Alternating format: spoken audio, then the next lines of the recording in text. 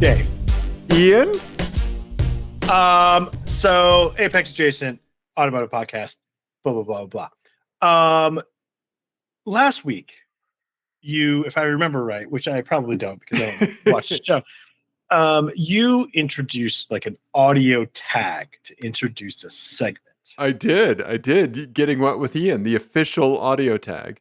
I think that this next segment could be another one that will require an audio tag in the future. Oh, are you giving me permission to say your voice in another sensual way? I don't think we need to have my voice needs to be in it because I already thought of a title for this segment. Which is, what are we doing here? Let me get a clean take of that. Go ahead, do it again. What are we doing here? Okay. Just all really, right. What are we doing here? Okay, so this is a story about Formula Effington 1, your favorite topic. And I know you're a devoted fan, so I'm sorry to mansplain this to you because you already know all of this. But yeah, they were Ian-splaining it. Yeah. Yes, they were in Qatar this last weekend. Yes. And I'm not a scientist, but I've heard it's hot there. Right. And even though it was a night race, it was like 6 weeks earlier than they normally do it, or they did it last time. A bunch of stuff happened. Like, okay. The first thing was that the tires were wearing really, really highly because because of some track changes they did. Basically, the tire degradation was like off the charts. So the FIA said you can only have a maximum stint of 18 laps. What? Right, during the race, which They're was burning through tires in 18 laps. Right, like, so it was very exciting from a race perspective because there was like a minimum of like 3 pit stops. Right, and that meant that they were basically doing like qualifying sessions just the whole race. Right. It's like a sprint race at that point. Yeah. Exactly. It was like 3 sprint races because they were just like not or 4 sprint races because they were just pushing the entire stint. There was no tire management happening. Right. Anyway, that combined with the heat meant that the drivers were like incredibly exhausted. Oh, okay. Where their body is not used to like absolute maximums for that duration. It's used to like controlled, like, right. Like a controlled effort, like 9/10 of what their body can do. Right. Okay. So they're at like 10. So they were talking about like the inside the cockpit was over 50 degrees Celsius. Oh shit! How hot is that in Fahrenheit? That's 100 and something. Yeah, Ian, Google it for us. Yeah, it's 122 Fahrenheit. Jesus. Okay. Well, at least they're open cockpits. Right. So like you saw drivers like lifting up their visors on the straights and like lifting their hands up at like 300 kilometers an hour, like doing crazy shit to get some cooling. Oh my God. Logan Sargent had to retire because he was already feeling bad before the race started and then just was like a few, like 20 laps from the end was just like, I'm done. Sure. Lance Stroll afterwards said that in like the high G corners, they were starting, him and a couple other drivers were starting to like fade out. Oh no, like in a fighter jet, like where you get like the oh my God, from the blood being removed from your brain. Right, because they were just so exhausted from like the heat and just all of it. They all said it was the toughest race that they've ever done. And the absolute nightmare scenario is this quote that I put in the story that I put in the talk abouts, if you want to show it to the people. Sure, it's on ESPN here. Okay, let me share the browser with the people. Okay. Esteban Ocon, who drives for Alpine, threw up in his helmet. Oh God. 15 laps in. Oh my God. Oh, what are we doing here? What are we doing here, folks? What are we even doing? Why are we in Qatar? Right. Right. I mean, as if there aren't enough human rights violations and deaths associated with this F1 race, right? I mean, if somebody throws like throwing up in your helmet, I cannot stress to you, if you've never been in a race car, like throwing up in your helmet is the nightmare scenario. Right. Yeah. Especially if you have any kind of claustrophobia whatsoever. Yeah.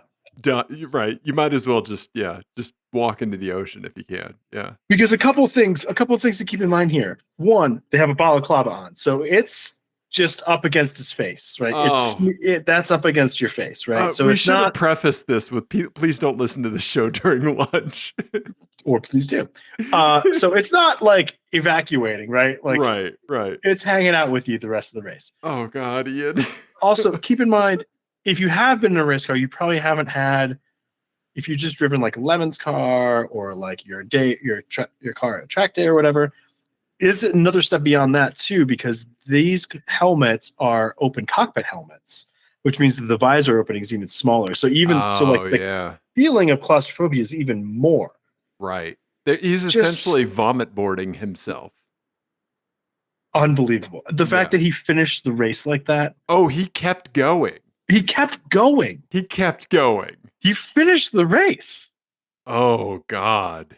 He didn't have a terrible race, to be honest. He finished 7th. Crazy. Maybe that's going to be his new thing. His new superstition. Yeah.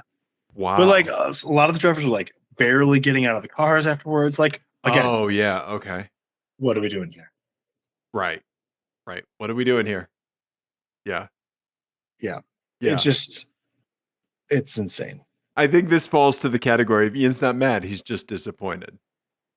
I'm not even disappointed. I'm just bewildered. Like, who thought any of that was a good idea? Right. It's not like there was a last minute hurricane that like just dropped in out of nowhere. These are all like variables that have pretty linear trajectories, right? Like right? It's not some crazy like chupacabra jumping out of a tree and attacking you. It's just know, I'm doing another Celsius to Fahrenheit. You know that the nighttime temperature in Qatar is going to be 88 degrees Fahrenheit. Right. The mere fact that they have to run at night. Right. I mean, that's why they run at night, right? Because it's too hot during the day. Yeah. I think I think what they should do, what they need to do, honestly, and this would impact the performance of the cars for sure, but if you make it a level playing field, I think, and because Alonso was also saying that the seat bottom was physically hot because of all the electronics and stuff that are underneath it. Sure. I think, we talk a lot about like the driver safety stuff. They have sensors in there for like G load. Like if he goes over a certain G load, you have to go to the hospital. Oh, okay. In a crash and stuff like that. So there's all those sorts of sensors. I think honestly, like we should have temperature sensors in the cars. And if you exceed a temperature in the cockpit, I think you get black flagged. Like, if you exceed like 120 degrees in the cockpit, you should get black flagged. Right. Yeah. It's an equally unsafe condition for the driver. Yeah. Definitely. Right. Okay. Just put a temperature sensor on the seat, and if it gets over 120, you're done. Right. Yeah. Why? I mean, it's either that or like even playing field. All F1 cars need air conditioning from now on. Right.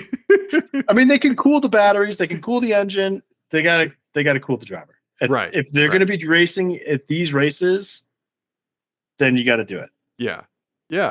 Right. I get that. Right. Yeah.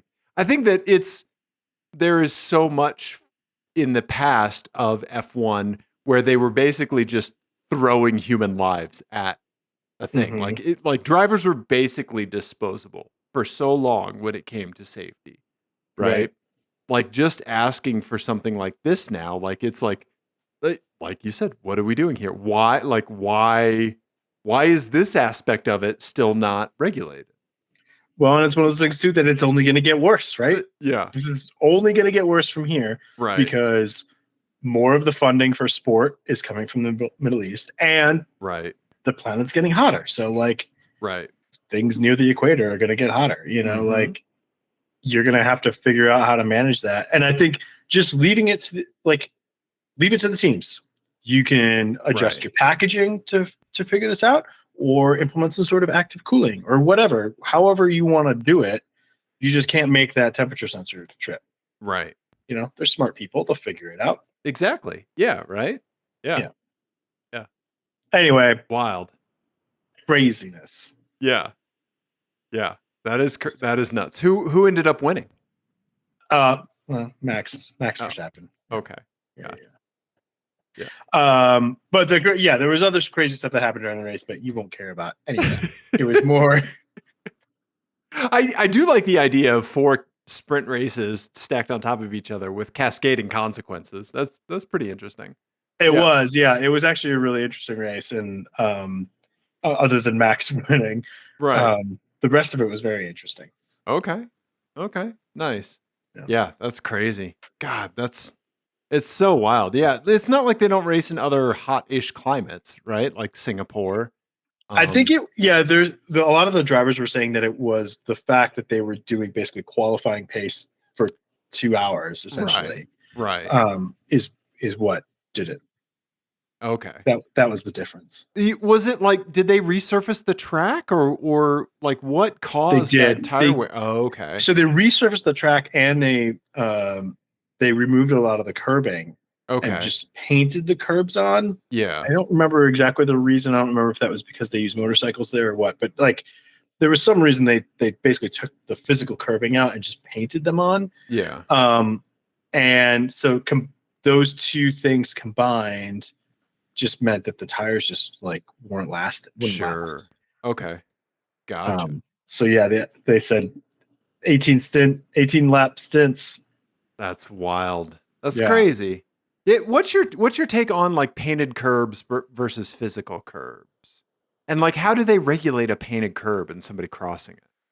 Well, so they were very strict on track limits. That was another storyline during the race. Was that like some of the drivers, like Sergio Perez, got like, I don't know, like 6 penalties or something. Okay. But basically, like they have camera set up, and if you have 4 wheels over the white line, then it's a penalty. Okay. And that's at tracks that with both physical curbs and because they'll go on the physical curbs too. They don't give shit. Yeah. Or the painted curbs. So I don't know. I'm fine with the track limits thing. I know lots of people don't like it, but I mean, you have to have some sort of limit, especially at some tracks where there's just pavement for miles and miles. Right. Yeah. Yeah. You don't get to jazz scat your own course. Yeah. Right, exactly. Yeah. Unless it's me doing an autocross, and then it's bullshit. Free reign, buddy. Free reign. Yeah. Yeah. Okay. Nice. Nice. I should be allowed. Yes. Everybody, all those other motherfuckers, though, they follow the cones. Yeah. Yeah. Beep beep. Here comes Ian. Yep. Right on. Nice, buddy. Okay. Yeah. Wow. Oh man, I'm looking forward to the Finnish GP, like the GP of Finland when the right when it's the only place that has like reasonable summer anymore. Yeah. Yeah. Exactly. Right. Yeah. When they can. Yeah. That's the only. It'll be the GP of Oslo, the GP of Lapland, the GP. Svalbard. Yeah, the GP of Siberia. Yeah, exactly. Yeah, the Antarctic GP. Yeah. Right? That'll be fantastic. Yeah. Looking forward to that. Yeah. Everything's fine, everybody. Everything's fine. Going great. Yep, great. Dave, what else? Ian. What else do we have? Now that we've covered you insisted we talk about Formula One, and we got that out of the way. I get very demanding to talk about Formula Effington 1, don't That's I? True. Yeah, that's true. Yeah. We have some stuff. But I think that one thing that I want to touch on briefly is my mother sent me a text the other day. And which of her electronic devices are broken? So none at this point. Oh. Don't jinx it. Don't jinx it. Oh my God. Yeah. Please just snap a TI-85 calculator in half so so my mom's printer keeps working. Offer it to the tech support gods. Yes. Yes. But I think one aspect of the show that we come back to every now and then is how a car is through someone else's eyes. Like we have like our take and our experiences with it, but we often enjoy, delight, or like it's great to see how a car is experienced through other people's eyes, right? My mom texted me because she saw a Hyundai Ioniq 5. Yeah, so I'm going to pull up a picture of it because to my mom, who like doesn't really pay attention to stuff, she thought it was the coolest thing that she had ever seen. Like she talked to the guy that was getting in it. Like she asked if he would take a video of like the dashboard for her and stuff like that. Yeah, and like she was like she thought it was like the coolest car she's ever seen. Granted, it looks like a spaceship and it is an awesome looking car, right? Yeah. Yeah, and it's a great car too, you know. But it was just so interesting to see my mom like be so enthusiastic about seeing a car that I think like a lot of us would just like, oh yes, that is cool. But like it was like a very interesting experience for my mom, like to the point that she contacted me about it, and you know, yeah, and had an interaction with the owner, and you know, was crazy, right? Was able to talk to them about it, yeah. So yeah, yeah, I don't know. I was just thankful that like that kind of stuff, like being able to take in a car from through someone else's eyes is, yeah, like it happened, you know. That's very sweet. Yeah, yeah. Like, can you think of like a time when like somebody who doesn't pay much attention to that kind of stuff, like has had a car impact them and then talk to you about it? Well, I mean, obviously, I get a lot of that through my children right now because they are interacting with cars for the first time a lot. And actually, we just had one yesterday. Okay. Sort of, is that we showed them Back to the Future. Oh, no way. Okay. And they like, it's amazing. Like that movie is, you know, nearly 40 years old at this point. Yeah. And like the reveal of the DeLorean still works as like a, whoa, what is that? You know, like it really is pretty amazing. Yeah. So yeah, that was like explaining the whole like DeLorean thing, because you know, of course, they have a million questions about it. But yeah, I get that with the kids a lot. Okay, like, what is that car? Yeah, you know? Right. Yeah, that's awesome. Yeah, like I think it's really interesting that like your kids had that reaction to the DeLorean, because I think like kids 5 years ago, 10 years ago, 15 years ago, they all had that reaction to the DeLorean, right? It's like they got so lucky with that car that it was such a flop, to be honest. Right. With the movie anyway, because it really like it's just obscure enough that you can be surprised by it. Right. You know, in that moment of it coming out of the trailer. Right. Which is it's just like a really good movie moment when it like backs out of the trailer. Right. Yeah. Yeah. Yeah, so. I don't think it would have had like the same kind of impact if it was, say, like Magnum PI's Ferrari, right? That Doc had gussied up, right? Or like a car of that kind of caliber, right? The fact that it's like such a weird, like pedestrian steel, obscure car, right? Yeah. You know, yeah, but not like a Volvo 240, right? Right. You know, I also love. So this is my first time watching that movie in a long time. Yeah. But I just love that they also snuck in a line of dialogue about the stainless steel body. You know, like he mentions it. Yes, which is just hilarious. Right? Yeah, yeah, yeah, yeah. That movie is responsible for me knowing what a DeLorean was. Yeah, I mean, I think most people, right? Like, yeah, I mean, for sure. Right? It's still very cool to see it, like someone react to it in real time. Right? Yeah. That's awesome. That's a really like, yeah, you have this like kind of like constant source of like, yeah. Can you think of a car that they reacted to that like you would not have expected them to react to? Oh, anything from the 90s, from like the late, from like the 80s or 90s that's like like that oh, you know what Nico like really likes that he reacts to sometimes are Chevy Cavaliers. No way. Okay. Yeah, like the last gen Chevy Cavaliers. Yeah. Which again, I know we're all like everyone on like Weird Car Twitter or whatever is like all very pro. I don't know. There seems to be a lot of nostalgia around this era domestic cars, which were all shit. Yeah, they were all bad. And this one was especially shit. Yeah, this was really bad. But in modern traffic, it looks kind of crazy. It does. Yeah. It's come back around to almost looking brand new. Yeah. I wouldn't go that far. I think this still looks terrible. Like, I don't know. I've been thinking about this a lot lately. Okay. With cars and with music, of like the things, like I'm now old enough for things that I hated in the moment to be getting like a nostalgic revival. Okay. So and I get to hate them over again. I get to be irritated again. Okay. All right. Give me another example, Pappy Ian. I mean, Linkin Park is the prime example. Because that shit sucks. But it's coming back now? It's like everyone's got, when the lead singer died or whatever, everyone was like being all nostalgic about it. And it's okay. I think we forget how shit it was. Like that, guys, everybody. I'm moving things out of the way so I can gesture more forcefully. Guys, that guitar sound is like some guitar-centered demo bullshit. Like it's awful. It's so bad.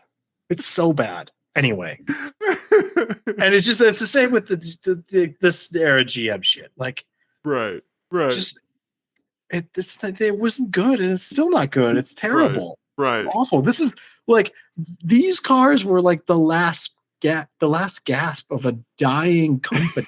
They were trying, like, they weren't trying to make a Ferrari. They were trying to make a Civic, and they couldn't even fucking do that. Yeah. They were bad cars. Right. Yeah, they were. Yeah. Pontiac Sunfire, Chevy Cavalier. Oh, God. Yeah. Is it the J body? Is that what that body is? Yeah. The J body. Yeah. I'm not clicking on Wikipedia. You're clicking on Wikipedia. Yeah, J body is what it is. Yeah. Yeah. Yeah. It was the successor was the Chevy Cobalt. Yeah. So, which also shit. I mean, the Brobolt was fun. The Cobalt SS was hilarious. Yeah. Right.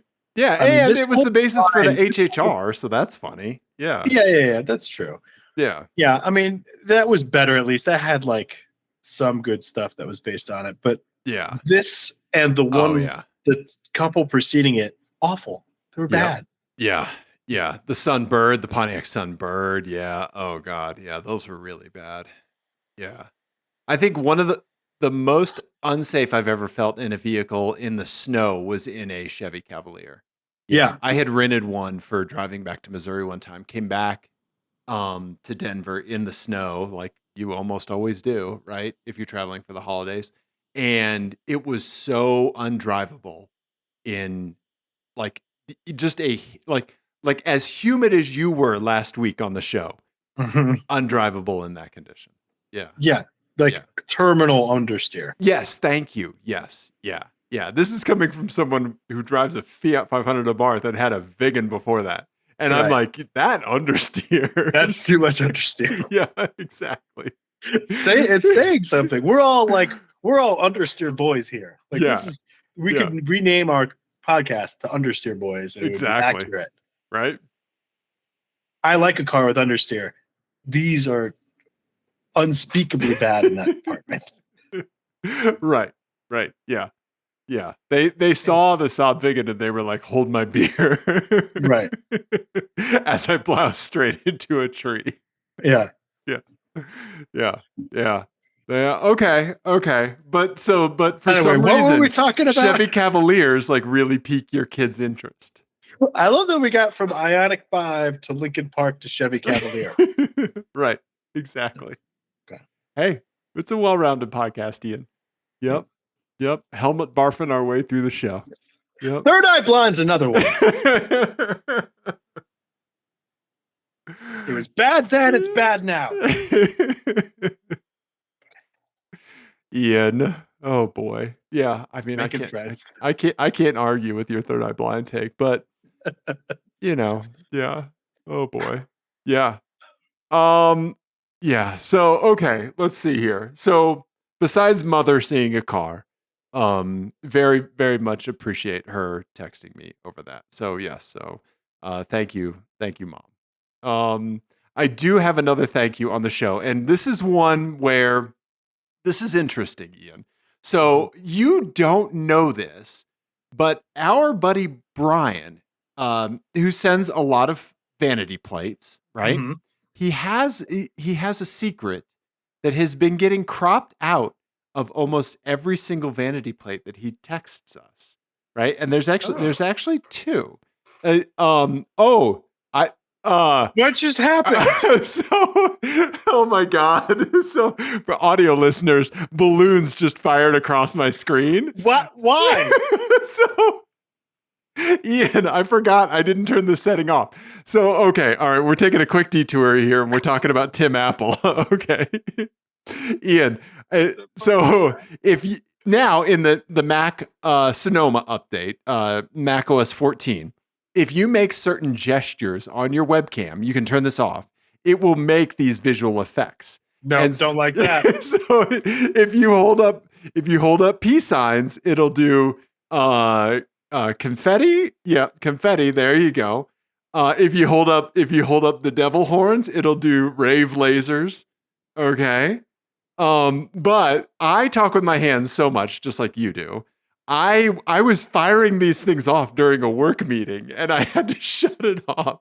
So I'm turning the setting off right now, except I'm going to do this one first, Ian. This is just for you.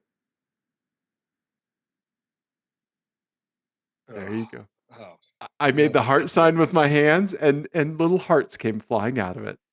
Something came flying out of me. Oh, actually, can I tell you what this is? What? You know what this is? What is this? This is racism. Racism against Italians. Because they talk with their hands? Yes. Yeah, I seriously, yeah, okay. I think I turned it off. Okay. All right. Nope, it's still fucking going. I don't see it. Oh, okay. I didn't see it. It went on OBS, so I got to figure out. So what did you do to make the balloons happen? I think if I do, oh crap, I can't remember. If I do, no quotes, no, that's confetti. Double thumbs up is fireworks. Oh, this is horrendous. I hate it. I hate it. I'm turning it off. I'm so upset. Are you?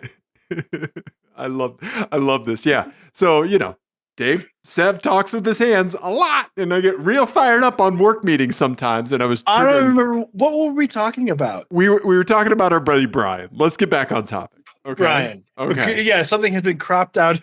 Cropped out. Yeah, I nearly cropped myself right out of that conversation. Jesus, I have no idea where we are. Cropped out of the license plate photos that he sends in. Yes. And so there are actually two. This one is for another submitter that we'll talk about another time. But for just about every single plate that Brian sends us, you can see his hood ornament in the picture. And so I want to give a special shout out to Brian for sending us vanity plates. So thank you, Brian, and everyone else that sends us vanity plates. But Brian, I feel like it is a crime that I have to crop his hood ornament out of each one, just because we try to keep those bright and tight and focus in on the plate. So here is an uncropped one that I'm just going to spoil that he sent, just so you can see the full effect. So this is an uncut original here, Ian. So the license plate says TMZ.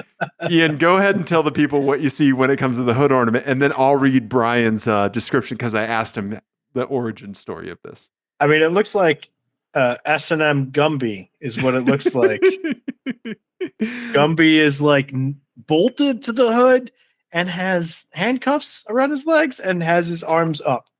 Uh-huh. Yep. Yeah. So Gumby is on his hood, and here is the origin story. So Brian said he doesn't remember exactly where Gumby came from, but I think somebody I worked with super glued it to my head with a penis eraser glued to it. So naturally, I left it. It's been sheet metal screwed for security purposes to a brush guard from a Chevy S10 pickup that was found in the junkyard. The brush guard has been on 2 Subaru Outbacks with Gumby dating back to about 2008. Gumby's been with us for a while, right? Gumby's actually holding up better than I would have guessed. Right? Yeah. He goes on to say that he constantly comes out of stores and Gumby's hands have been rearranged, usually into inappropriate poses. So yeah, so thank you, Brian. I felt like we needed to give Gumby his due. So yes, so that's thank you. And there's another dashboard, kind of piece of candy that gets cropped out. If you're listening, you know who you are, and I'm gonna share that with Ian too because these have been something that I've just seen for far too long, and I want to share it with everybody else. So yeah, that's great. Yeah, so thank you, Brian. Yeah, I like that. Yeah. Let's see here. So we have a license plate game. We have listener My Eyes. Ian, you have some My Eyes. What do you want to do, buddy? I want you to pick where we go in the golden corral of this automotive buffet. Let's do my eyes because I want to bookend my rant about garbage nostalgia with a proper piece of nostalgia. With something Ian approves. Yes, okay. Nostalgia approved. Okay. We were driving up in the mountains, and I saw something that's very near and dear to my heart, and just a super, super clean example. In early 90s, early 90s Ford SHO. Oh, okay. All right. I'm going to share the picture here. It's in the current show folder. Oh, look at that. It's in black. Black's such a good color for that car. It is. And it looked so good. It was so clean. And it looked like maybe it was the original owner. Like, it was an older guy. It's on older plates. Yeah. It was just so clean. I think that might be an 89 or 90 because I think they didn't always have the spoiler. Oh, okay. Okay. But I think it has the later wheels, so I'm not sure. Gotcha. I could have just swapped the other wheels on or deleted the spoiler. I'm not sure. Sure. But man, it looked so good. Yeah. And just so clean. That's so great. Yeah. Yeah. Yeah. I was very excited. That's amazing, man. Like I love cars from this period when you see them clean, right? Mm-hmm. Yeah. I mean, honestly, I would buy another one of those. Okay. I would 100% buy another one. Like I missed that car. Yeah. Yeah. I was talking to my brother-in-law about this. Like we are so lucky to have some cars in our lives that we use as like yardsticks for every other car we interact with, right? Mm-hmm. Like whether it applies or not, like we always have that in our mind, you know? Yeah, right. Absolutely the vegan for me. You know, absolutely your SHO for you. Yeah. Mm-hmm. You know? Yeah. Yeah. Yeah. At the last autocross event that I did with PETA, the Porsche autocross did not go well. Not a compliant course for me. But somebody rolled up in a Lexus GSF and was autocrossing it. Yeah. Was it good? No. But hilarious and sounded amazing and probably was a blast from the driver's and passenger seat. Oh, I bet. Yeah. Right? Yeah, I talked to him. I was like, I have to tell you, I drove one. When did we drive that? Like 2017 or something? 2018, I think. Yeah. And like, I was like, I think about this car like once a week. Yeah. Yeah. Right? Yeah. Yeah. Did he say anything about like how it's gone, owning it and autocrossing it and stuff? Like, yeah, I think has it been reliable and stuff? This was his first autocross event with it. It's been super reliable. Tons of like, canyon driving, spirited driving, like that kind of stuff. And he asked me about my LS460 because he was like, he thinks that the GSF is like the closest thing that you can really get to like a do-it-all kind of car. Yeah. And his experience with it has been very good. He said, I think the one to get is the tweak, I think a generation after, which has a slight facelift and then I think electronic dampers in the rear. But I don't know. Yeah, it was, the car fucking slaps. There's a reason they still sell for 60 fucking grand. Even though they're how many years old now? 6 years old, right? They were 92 to 96, new, and they're still fetching 60 grand. Yeah, there's a weird magic with that car. I think the same with this one, right? Where there is a weird feel with it, where there's just a little something extra with it. Where even if it's, I think that's the contrast with the other kind of like the GM ones that we were talking about, or Ford of the same era, or whatever, where there was just like, it was just nothing there, right? It was just it was just built to a price point and not good. There wasn't anything that was special about it. These things at least have there's one element that it feels like it snuck through. Right. Right. Yeah. Yeah. The engine with the SHO. Right. Yeah. Yeah. Yeah, for sure. And the same thing with GSF, right? I mean, it's the drivetrain is the star of that, right? Of the show, right? That's the only thing about it that's right. That's special, right? And it's not even that it's the most powerful or fast or whatever. It's just the way that it does its job. Exactly. It's just very special feeling. Yeah, it is. It is. I thought that about my M45, right? Like, whenever I'm driving the LS, like, okay, so it's an 8-speed transmission. I can hear it hunting for gears, right? Like, but the M45 never did that because it was only a 5-speed. And also I got 15 miles to the gallon in that. So there's consequences. There's consequences to not having that many gears. But, right, like, this thing that I'm feeling now with this car, I never had to experience it with that. Like, I like the way that handled, obviously. Yeah. So, yeah. It's very interesting. That SHO is beautiful.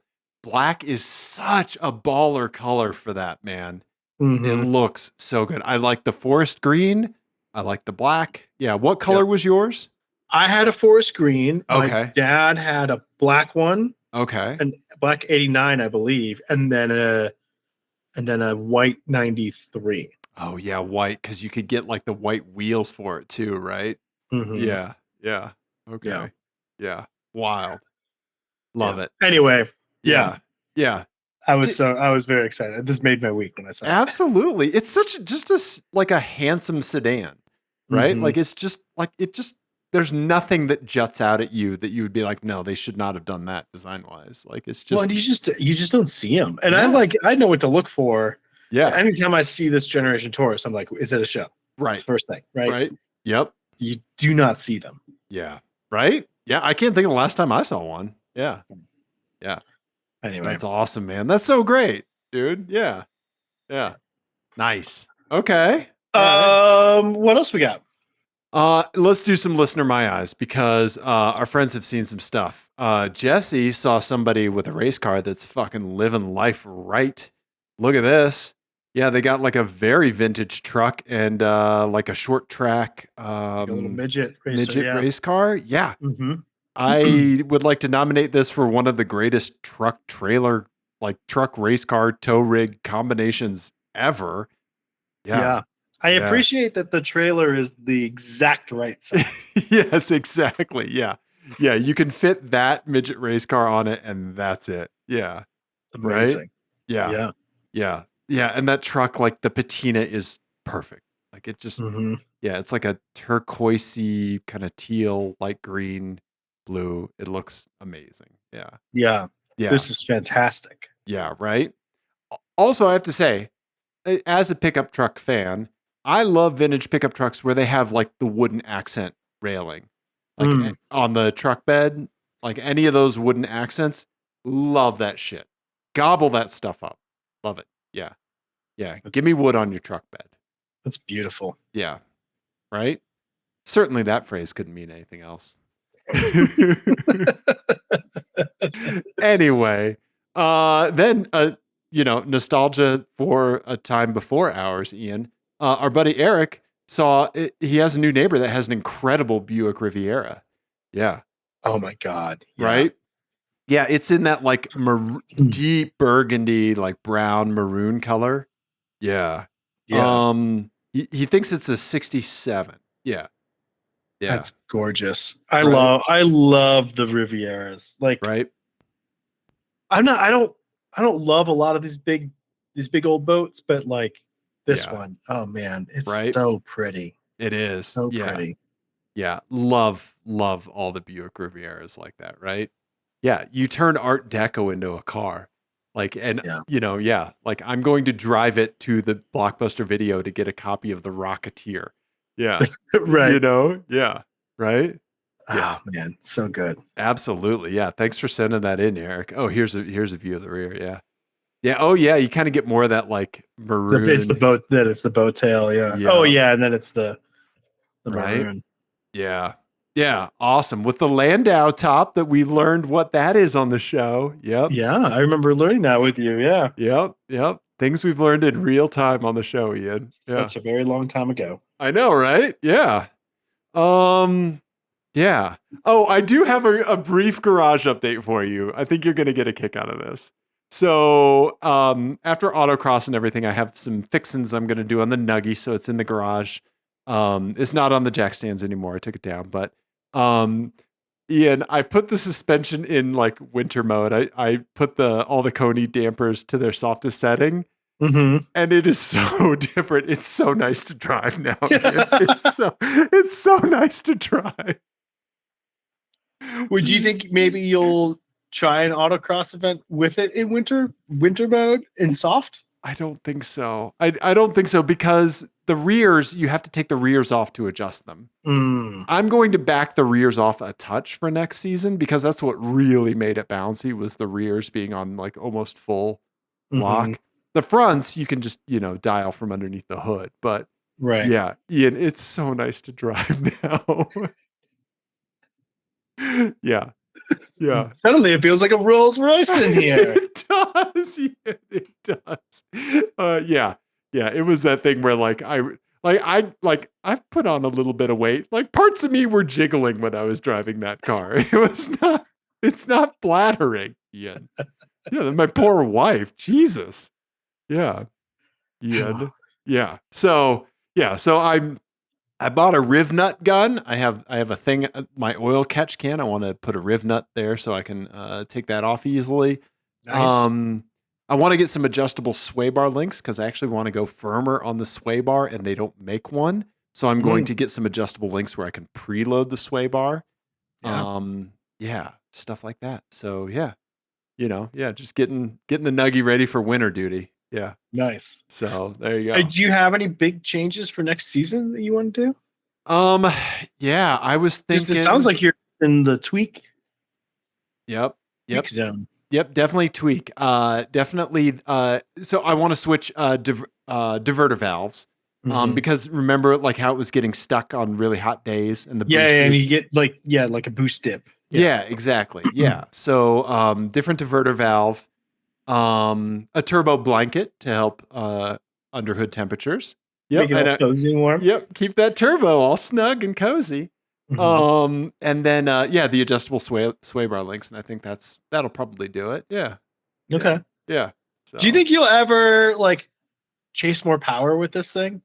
I don't think so. I think I think there's so much like in driver mods that need to happen for me to get better at autocross. I think having something that like this year was a big year for me in getting the like the rear to consistently like step out the way that I want it. Because I could genuinely drift it around some of those sweeping turns, right?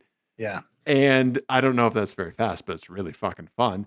And but I do think like where it was catching, like where I could get it to catch, I was faster coming out of those turns, right? Yeah. And so like that has been this year, is getting that front to rear grip balance, right?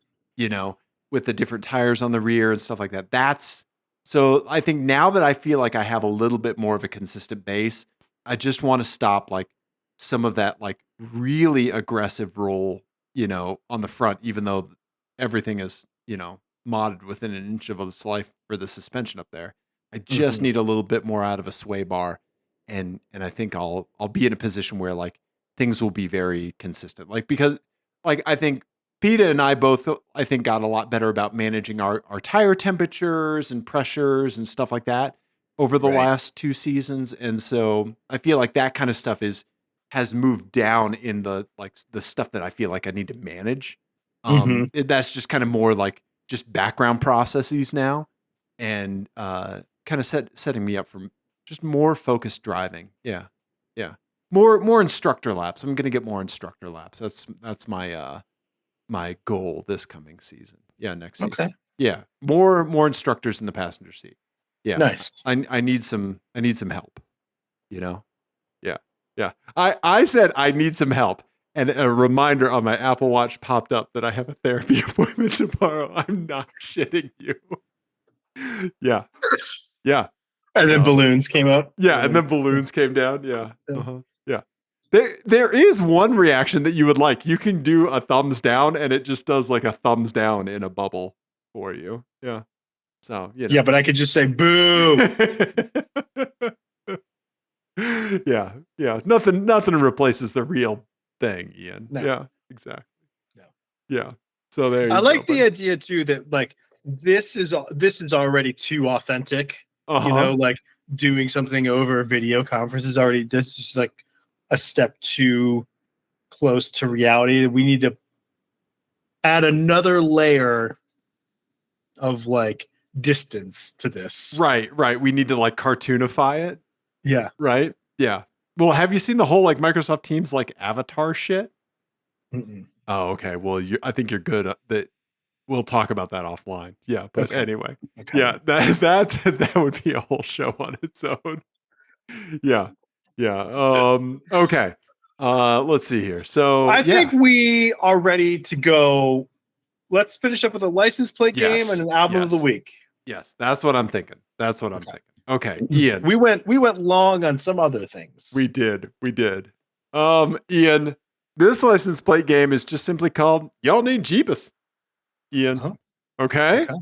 All right. Here you go, Ian. Here's the license plate game for this week. Okay. All right. Okay, so we have a Dodge Challenger of some sort up on the top. We've got in black, it looks like. We've got a white Mercedes. Is that a GLE? Yeah, let's see 460? GLE, I think. Yeah. 450. Yeah. 450. And then in white, and then we've got like a champagne colored Volvo 244. I think that might be like a 740 wagon. Oh, maybe a 740. Okay. Yeah. I think you're probably right. Yeah. 740. One of the later 740 wagons. Yeah. I think you're right. You're right. You're absolutely right. Okay. Yep. But wagon. Yeah. A wagon. Yep. Very proper looking. Yeah. Right. Okay. And then the oh my God. Okay. And then the license plates are Demons, Godless, and Praying for You. Yep. I have an assignment already. Okay. No zoomies, no enhancies. What's the high level take? So first of all, I noticed that the Mercedes is in Oklahoma plate. Okay. Now I do want to zoom in just briefly on the Volvo, just to confirm something for myself. Okay. What's the plate on that? I'm not sure. I can't remember. Maybe like New Hampshire or something? Can't remember. Okay. Okay. Okay, so here's my thought. I think these are in order. I think it's Demons up top. Okay. Because you can get a Challenger Demon Hellcat or whatever. I don't know if that's actually a demon. I didn't do any zoomies and enhancies, so I'm not sure. Here. There is a decal on here with 2 back-to-back handguns, old-timey revolvers, and it says it's hard to tell, but it says Man with no name? Man with no name. Yeah. Yeah. Okay. So here's my thought is that I think that praying for you is some like prosperity gospel bullshit. Okay. And that I think would land on a Mercedes. And this Mercedes in particular, I feel like that is a prosperity gospel car right there. Like that is perfect for that bullshit. Okay. All right. So not in order. So I think so praying for you on the Mercedes. I'm committed to that one. I think Godless on the Volvo because I feel like if you were gonna be what's the word? Opposite of reverent. If you're irreverent, I guess. Jesus Christ. But that's not what I meant. I meant yeah, like what the hell is the word? Yeah, sacrilegious. Sacrilegious. There we go. If you're you would be like many like Volvo liberals are sacrilegious, but in like a kind of a gentler way. Right, like an NPR kind of way. In an NPR way. That's exactly right. Like I'm a Wiccan way, right? Right. Yeah, I'm not religious, I'm spiritual kind of way. Yes, exactly. Yes. Godless. I mean, that's going on the Volvo. And then Demons. I mean, Jesus Christ. That's definitely on the, even if they didn't have a model called a Demon, that belongs on that car. Okay. All right. So Demons, praying for you, Godless is my answer. Okay. All right. Ian, I have good news for you. You fucking crushed it, Ian. Yeah. Yes. So Demons was sent in by our buddy Brian. Yeah. Mm-hmm. Matt, our dear buddy Matt Murphy from the Races HQ podcast sent in praying for you. And then our buddy Ben sent in Godless. So thank you, Ben. Yeah. I was just in Oklahoma City too. I saw Matt. Oh, nice. And so like, man, I was steeped in it. I think I got it. Right. Yeah. Like what other kind of Bible Belt car plate combination like could you get? Right. It's just perfect. Yeah. Right out of Righteous Gemstones, huh? Exactly. Yeah. Okay. Yeah. So there you go. Good job, Ian. Great job. This is a great one. Y'all need Jeebus. Yeah. All right. Okay. Ian, hit us with an album of the week, buddy. Okay. Yeah. Let's hear it. Let's do it. So this week I have kind of a 2-for-1.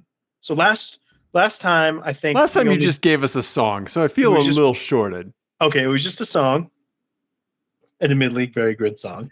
So this one is sometimes, I don't know, in my head I get like double feature albums. Okay. Like where, like if you go to like an art house theater and they program like a double feature that you wouldn't necessarily like put them together, but maybe they have some sort of common thread. Maybe they're totally different genres, but it sort of works. Okay. This is what this is. So these two albums, I played both of these. They're both sort of nautical themed. Okay. And I played them for the kids during bath time when they were really little. Okay. So there's two of them. One is from the 60s. One is called A Salty Dog by Procol Harum. Procol Harum is, them because they did the song A Whiter Shade of Pale, which is one of the most beautiful pop songs ever. Yep, there it is from 1969. And it's a concept album about a sailor. Okay. And it's fantastic. It's my favorite album of theirs. Okay. And then I like to pair that, and I will listen to these albums back to back. Ween's The Mollusk. Ah, okay. From 98. Yeah. 7? Okay. 1997. Yeah. Okay. Also nautical themed. I will say if you play these for your children at bath time like I did, there is one song on Ween's that is very dirty and you want to skip. So maybe keep the phone nearby if you're just Bluetoothing. Be ready when it starts to sound like a limerick. Okay. Next ahead. track. Okay. Yeah. Gotcha. Maybe make a playlist and leave that one off. Yeah. Yeah. This remains the only Ween album that I actually like. Okay. But yeah, these two together, it just works. When you want to be a nautical boy. Okay. You put on these two records and there you go. Do you have an order if you have time to digest both of them? Do you have an order? I think it works in both ways. I've done okay. Because usually what happens is I'll be like, oh, you know what? Something will remind me of one of them and I'll listen to it, and then I immediately listen to the other. Okay. Nice. So it works in both directions. I like that. That's your use your illusion 1 and 2, huh? Exactly. Yeah. Okay. Nice. Yeah. And nice. I mean, honestly, they flow into each other way better than you would think. Because they're 30 years apart, right? But they sound great together. I want to hear mashups of the songs on them. Yeah. Right. Yeah. Yeah. Nice. Okay. Right on, man. Anyway, that's my album. Well, I think it makes up for the song of the week last week. But yes, so you gave us a two-fer. Links. I highly doubt Procol Harum has a Bandcamp, but if they do, it'll be in the YouTube description, along with Apple Music and Spotify links. Yeah. And if anybody has an interest in us actually like putting all of Ian's albums on a Spotify or Apple Music playlist and sharing that playlist out, please let us know, because I mean, add it, one more like copy and paste, I could probably manage to do that. Yeah. So if anybody truly would be interested in that, let me know. Yeah, let us know, and we'll do that. So there Dave, volunteering for work. Yeah. Yep. There you go. Yeah. But I very much appreciate your music picks, Ian, and I love that you share them. Our buddy Sam chimed in on your song. Yeah. So yes, thank you, Sam. Thank you for reminding me. And I listened to his suggestion, which let me pull it up really quick because it was very fantastic. Well, everybody needs to listen to Indie SF in Indie Radio. Yeah. Because he was dead on in thinking that I would like it. Yeah. It's Los Angeles by Lowell Turhurst from The Cure. Okay. How do you spell it's LOLTU space LOL space. Oh, there it is. Yeah. Okay. Yep. Yeah. This is Ian helps Dave spell a thing. Yep. Okay.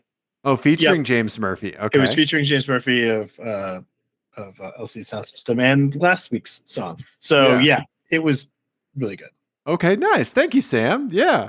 Yeah. And if you want to hear more of Sam's music taste, go to indiesf.com, listen to his internet radio station because it fucking slaps. Please do. Yeah, absolutely. Right. Yeah. Look at, these are just some recent things that he's played. St. Vincent, David Bowie, Stray Cats, Sunvolt, Viagra Boys. Oh man, Viagra Boys. Yeah. Yeah. So there you go. Yeah. Excellent. Awesome. Yeah. But let us know if you truly want like an Apple Music or Spotify playlist with all of Ian's albums of the week. Yeah. Because we could do that. I think. I don't know. Yeah. But anyway. Yeah. Awesome, buddy. Yeah. I think we done did a car show. I think we did, Ian. I think we done did a car show. Yeah. Uh-huh. I'm hitting the wall, buddy. I got to get up to therapy in the morning. Yeah. I think people should leave us comments. They should subscribe on the YouTubes. They should tell some friends. They should take some pictures of license plates and text them to 720-515-1391. Boom. Yeah. If they feel like making an audio sting for what are we doing here, yeah, feel free to do that. Yeah. Because otherwise you're going to get one of my bad ones. Yeah. What are we doing here? Everybody, Dave, everybody, we love you. Thank you. Goodbye.